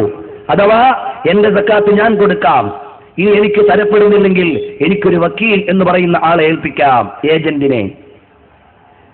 അയാളെ മറ്റൊരാളെ ഏൽപ്പിക്കാൻ പറ്റുമോ? വക്കീലിന്റെ വക്കാലത്ത് ഏജന്റിന് പിന്നെ ഏജൻസി കൊടുക്കാൻ പറ്റുമോ? പറ്റില്ല. അങ്ങനെ കൈമാറിയാൽ സക്കാത്തിന്റെ ശൈലി തെറ്റിപ്പോകും. അതുകൊണ്ട് നമ്മൾ എന്ത് വേണം? ഇസ്ലാം പഠിപ്പിച്ച നിഷ്ഠയിലും ശൈലിയിലും. മലയാള പത്രങ്ങളിൽ ഇനി പരസ്യം ഇങ്ങനെ വന്നു തുടങ്ങിയിട്ടുണ്ടാകും, സക്കാത്ത് സെല്ല് കേരള DD എടുത്തയച്ചാൽ മതി. ആ DD എടുത്തയച്ചാൽ ആ പ്രസ്ഥാനക്കാരന്റെ ബാങ്കിലേക്ക് പോവും, അള്ളാന്റെ കോടതിയിൽ സക്കാത്താവൂല. അതുകൊണ്ട് എന്റെ പ്രിയപ്പെട്ട സഹോദരങ്ങൾ, ഇത്തരം വിഷയങ്ങളിൽ ശ്രദ്ധിക്കണം എന്ന് സന്ദർഭോചിതമായി ഞാൻ ഓർമ്മപ്പെടുത്തുകയാണ്. അപ്പോൾ അല്ലാഹു സുബ്ഹാനഹു വ തആല നമ്മളെ പഠിപ്പിച്ച കാര്യങ്ങളെ പാലിക്കാതെ മുന്നോട്ട് പോയാൽ അവനുള്ള ഗേഹമാണ്. ഖുർആൻ പറയുന്നു, യൗമ നഖൂലു ലിജഹന്നമ ഹൽ ഇംതലഅതി വതഖൂലു ഹൽ മിൻ മസീദ്. കുറച്ചുകൂടെ ഉണ്ടെങ്കിൽ ഞാൻ എടുത്തോളാം. അത്രയും ക്രാന്തഭാവത്തോടു കൂടി നിൽക്കുന്ന നരകം പരിശുദ്ധമായ ഖുർആൻ പറയുകയാണ്. അതുകൊണ്ട് നരകത്തെക്കുറിച്ച് കാവൽ തേടുകയും നരകത്തിലേക്ക് കടക്കുന്ന കർമ്മങ്ങളിൽ നിന്ന് വിട്ടുനിൽക്കുകയും വേണം എന്നാണ് ഈ ആയത്തിന്റെ താല്പര്യം. ഇതിന്റെ വിശദാംശങ്ങളിലേക്ക് കടന്നുപോയാൽ നമുക്ക് നമ്മുടെ സമയത്തിന്റെ ഉള്ളിൽ വിഷയമെത്തിക്കാൻ കഴിയില്ല. എന്നാൽ പരാക്രമികളായ, ദുഷ്കർമ്മികളായ, തെറ്റുകാരായ, ബഹുദൈവ വിശ്വാസികളായ, കുടിയന്മാരായ, വ്യഭിചാരികളായ ആളുകൾക്ക് ഇങ്ങനെയൊക്കെയാണ് കുഴപ്പം. എന്നാൽ അള്ളാഹുവിന്റെ നിയമങ്ങളെ പാലിക്കുന്ന ആളുകൾക്കോ ഖുർആൻ പറയുകയാണ്, വഉസ്ലിഫത്തിൽ ജന്നത്തു ലിൽമുത്തഖീന ഗൈറ ബഈദ്. വഉസ്ലിഫത്തിൽ ജന്ന ഐ ഖുർബത് ലഹും. ഇതാ വിശ്വാസികൾക്ക് അടുപ്പിക്കപ്പെട്ടിരിക്കുന്നു അൽ ജന്നത്തു, സ്വർഗം, ഗൈറ ബഈദ്, അനതിവിദൂരമല്ലാത്ത സമയത്ത്. നാളെ മരിച്ചാൽ ഖബറുൽ മുഅ്മിനി റൗദത്തുൻ മിൻ റിയാദിൽ ജന്ന. നാളെ മരിച്ചാൽ കാഫിറായ മനുഷ്യൻ, സത്യനിഷേധിയായ മനുഷ്യൻ, അയാളുടെ ഖബറോ ഹുഫറത്തുൻ മിൻ ഹുഫരിൻ നീറാൻ. അല്ലാഹു നമ്മളെ സ്വർഗീയവാസികളിൽ ഉൾപ്പെടുത്തി തരട്ടെ. പ്രിയപ്പെട്ടവരെ, അപ്പൊ നമ്മുടെ സ്വർഗ നരകങ്ങൾ തീരുമാനിക്കപ്പെടാൻ അധികമൊന്നുമില്ല. ഈ മറ അങ്ങോട്ട് നീക്കിയാൽ മതി. മീൻസ് ഈ ദുനിയാവിൽ അങ്ങോട്ട് പോയാൽ മതി. എന്നാൽ തന്നെ സൽക്കർമ്മികളായ ആളുകളുടെ ഖബറിലേക്ക് സ്വർഗീയ വിരിപ്പുകൾ, സ്വർഗീയ പാനീയങ്ങൾ, സ്വർഗീയ കവാടങ്ങൾ, സ്വർഗീയ സുഗന്ധങ്ങൾ എല്ലാം എത്തിക്കപ്പെടുകയാണ്. ഇത് പറഞ്ഞാൽ സ്വർഗാസ്വാദനത്തിന്റെ രംഗങ്ങൾ മരണാനന്തരം ജീവിച്ചിരിക്കുന്നവരോട് സ്വപ്നമാർഗേണ അറിയിച്ച ഒരുപാട് മഹത്തുക്കളുണ്ട്. ഇമാം ശാഫിഈ റളിയല്ലാഹു അൻഹു വഫാത്തായി, കാലം കഴിഞ്ഞു, സൽക്കർമ്മികൾ കണ്ടു, ചോദിച്ചു എങ്ങനെയുണ്ട് അല്ലയോ ഇമാം ശാഫിഈ? ബഹുമാനപ്പെട്ടവർ പറഞ്ഞു, അഹല്ലല്ലാഹുൽ ജന്നത ബിഅസ്രിഹാ, സ്വർഗം മുഴുവനും എനിക്ക് പ്രവേശനം നൽകി, അഥവാ എനിക്ക് സ്വർഗീയ കവാടങ്ങൾ തുറക്കപ്പെട്ടു.